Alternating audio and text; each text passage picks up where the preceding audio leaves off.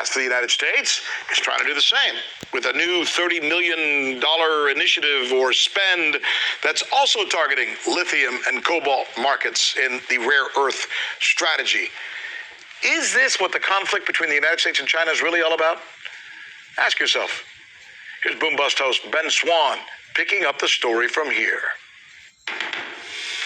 Well, Rick, you know the adage, correlation does not equal causation, but here are two undeniable facts. Number one, the U.S. has become severely more aggressive and militant toward China over the past few years, and especially increasingly so in the last few months.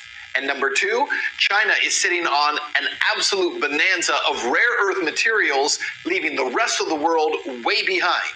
In fact, just to give you some numbers, China's exports of rare earth products in the first half of the year have surged past pre-pandemic levels in 2019.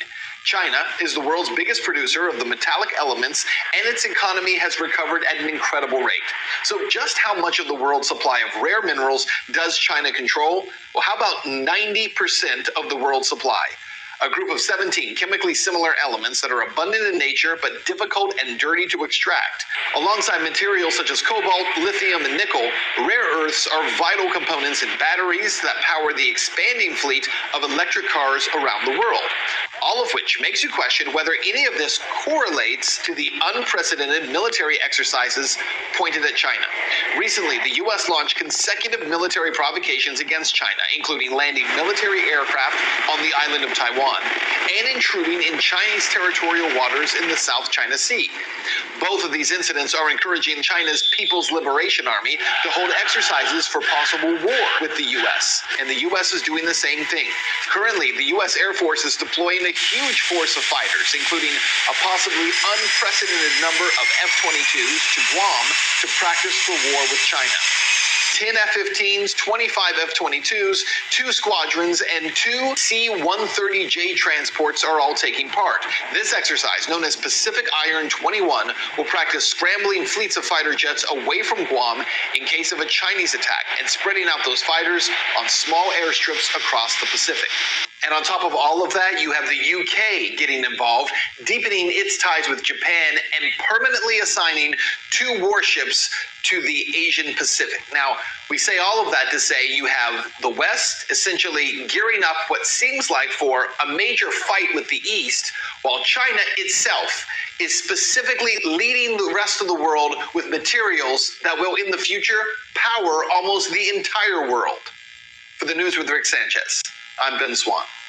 Tough, Ben. Way to put it into perspective for us. Joining us now, 2 really smart guests, the host of Boom Bust, Christy I, and geopolitical expert Surab Gupta, who has an eye on that part of the world, generally speaking. Christy, I want to start with you.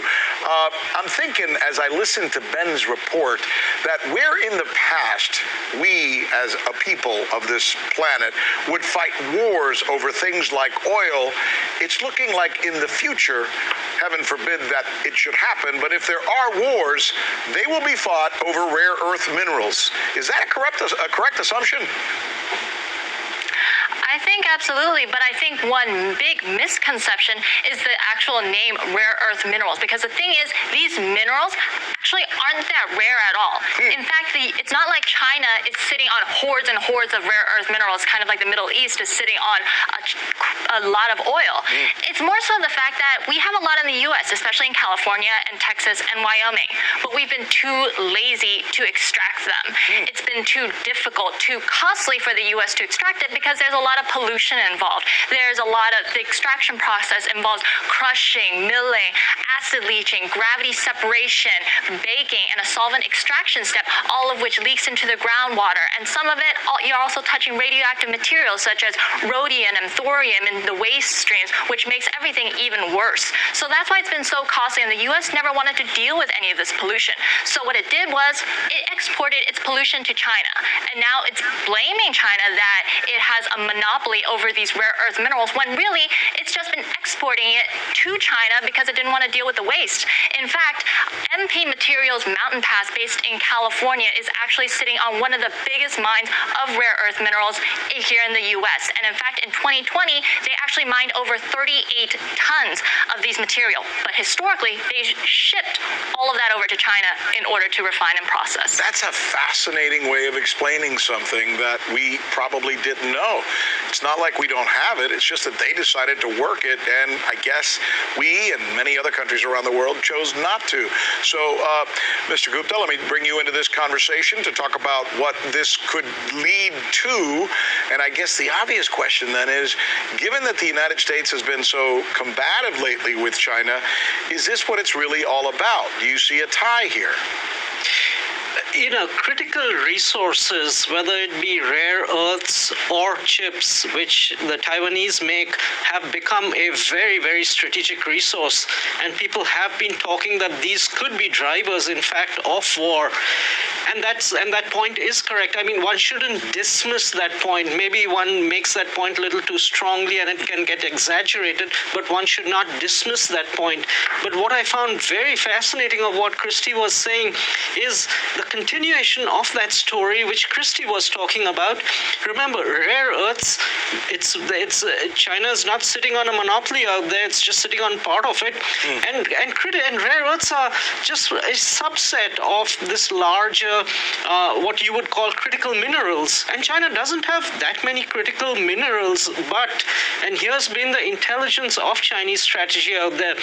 Just as they did for manufacturing, they ensured that the supply chain runs through China, that you cannot have a manufacturing strategy without a China strategy. What China has assiduously been doing over the last 10-15 years is locating the critical mineral supply chain in China, even if it doesn't have the production capacity, by purchasing equity stakes in critical minerals in other country, and then having a lock on downstream processing. And that's from there you're seeing the exports go out. And therefore, even in the critical mineral sector, it's becoming, if you don't have a China strategy, it's to your detriment. And that's what the Chinese have been doing for so long. Shouldn't the China, it's a nice combination of words, by the way, China strategy, Christy, and it seems to me, I mean, just as a normal human being and as a business person, that if I have a competitor down the street who's doing something really well, you know what I'm going to want to do? I'm going to want to try and partner with them. I'm going to try and merge with them. I'm going to try and take what I do right, combine it with what they do right, and create a better industry, right? But it seems like in the case of the United States, people like yourself, Christy, are constantly telling us the things that China gets right. I know there's a lot of stuff that China gets wrong, but the stuff that China gets right, why don't we embrace it rather than fight it? It seems like that's the question that would come to my mind, and a lot of people who are watching this conversation would probably think about the same thing. Are we wrong? No, absolutely not wrong. It's a great way to put it. That seems to be the more logical approach to approach China, to actually work with them rather than to fight them on what is actually their strength in terms of manufacturing. And here's the thing, China never threatened to escalate or cut off the U.S. in terms of rare earth minerals. That only became a thing during the crux of the trade war. But China needs a buyer at the end of the day. The U.S. is one of its largest buyers. And China's making money off the U.S. So why would they want to cut off one of their largest buyers? It doesn't help them at all. So China's making money. Why do you want to stop that? So again, this is this constant U.S. paranoia that almost feeds into it when the U.S. isn't number one controlling the entire supply chain. The same reason, and I would say this is almost a parallel, that the U.S. is so fearful that Russia is going to wean Europe onto its natural gas and have them dependent on natural gas and then threaten to cut it off. Yeah. Russia doesn't ever threaten such a thing, but it's more so U.S. paranoia playing into it. There's an interesting similarity. Thanks for pointing that out. Good stuff. Saurabh Gupta, Christy I, wonderful panel.